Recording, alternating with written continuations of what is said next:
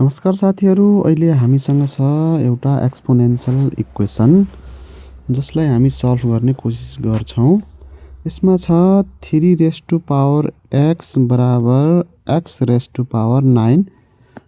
यहाँ गर्छौं हामी दुवैतर्फ x into 1 upon x into 1 upon 9 equal to x raise to power 9 into 1 upon x into 1 upon 9। यहाँ x x cancel भयो, यता भने 9 9 यता क्यान्सल भयो, जसमा बच्यो 3 raise to power 1 upon 9 is equal to x raise to power 1 upon x।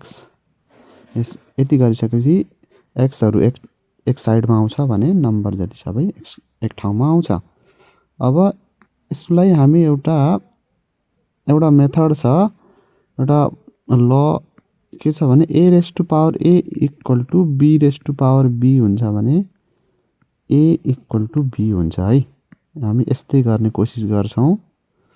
अब यतापट्टि छ राइट ह्यान्ड साइडमा x raise to power 1 upon x। अब यतापट्टि पनि यस्तै बनाउँछौं। 3 raise to power 3 into 1 upon 3 into 1 upon 9।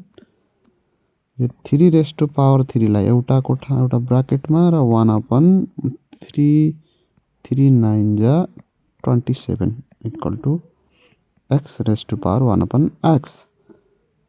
3 raise to power 3 is 27 and 1 upon 27 as x raise to power 1 upon x।